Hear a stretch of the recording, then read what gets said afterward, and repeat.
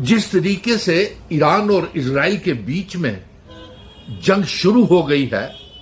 और जिस तरीके से मिसाइल्स के हमले हो रहे हैं, बमबारी हो रही है, हजार दो हजार किलोमीटर चलने वाली मिसाइलें एक दूसरे के ऊपर ईरान और इजराइल चला रहा है। और ये खबरें आ रही हैं कि ईरान के कई सौ बच्चे प्राइमरी स्कूल्स के और वो गर्ल्स स्टूडेंट्स शहीद हो गई हैं और बहुत से स्कूलों में हॉस्पिटल्स के ऊपर हमले शुरू हो गए हैं। इस बीच मैं अपने जम्मू कश्मीर के नौजवानों को और जम्मू कश्मीर के लोगों को जो इजराइल, ईरान, दुबई तक में हमले हो गए हैं शुरू, पढ़ने के लिए वहां गए हुए हैं या रोजगार करने के लिए गए हुए हैं, बिना समय गवाए वापस आ जाए। और अगर आप कहीं फंस गए हैं या आपको किसी किस्म की मदद की जरूरत है तो हमारे साथ संपर्क करें।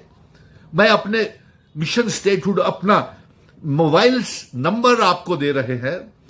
आप नोट कर लीजिए 7889790551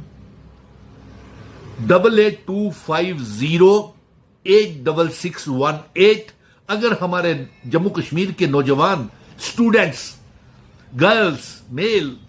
काम करने वाले, रोजगार कमाने के लिए जो वहां पे गए हुए अगर कहीं फंस गए हैं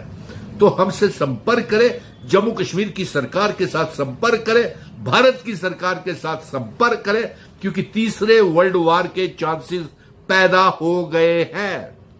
और इसके साथ साथ मैं प्राइम मिनिस्टर से भी गुजारिश करूंगा और इंडियन सरकार से भी गुजारिश करूंगा, इंडियन गवर्नमेंट से भी कहूंगा कि इस युद्ध को रुकवाने की जल्द से जल्द कोशिश की जाए, क्योंकि ट्रंप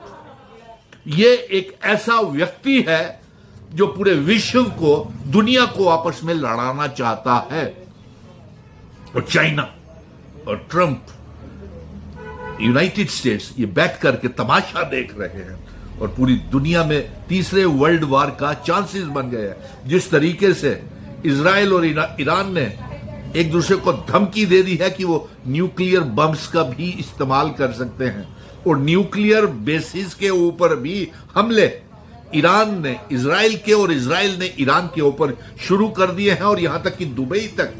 हमले शुरू हो गए हैं। इसलिए मैं जम्मू कश्मीर के लोगों से यह कहूंगा कि तीसरी वर्ल्ड वार के चांसेस, विश्व युद्ध के चांसेस बन गए हैं। जम्मू कश्मीर के नौजवान जो पढ़ने गए हैं, रोजगार करने गए हैं, वो जल्द से जल्द